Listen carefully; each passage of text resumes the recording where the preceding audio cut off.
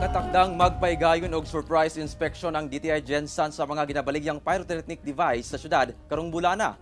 Sa pagsiguro nga misunod sa mandatory certification sa buhatan ang mga pabuto nga ginabaligya. Ani ang dugang detalye. Quitis, fountain ug handheld sparkler.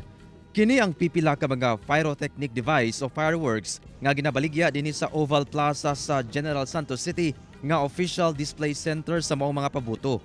Matud sa presidente sa Gensan Pyrotechnic Association, ana sa 35 ka mga tindahan ang namaligya sa lugar. Walay makitang display nga firecrackers sanglit ban pa kini sa syudad.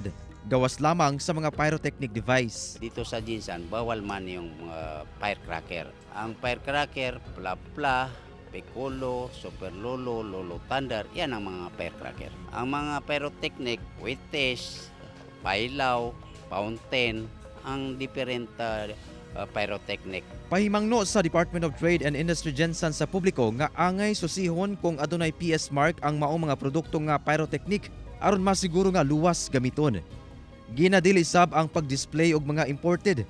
Busa pipila lamang kini sa ilang imonitor sa ipahigayon nga inspeksyon ilabi na sa maong official display center. I-check nila kung na ay PS mark to ensure na kaning mga fireworks niagi gyud og quality test niagi sa DTI para safe na gamiton. Dili lang namo i-inform or say exact date, but we are planning na mag-check gyud. It could be in collaboration sa PNP. Matud sa DTI, kumpiskahon nila ang maong mga produkto nga walay PS mark.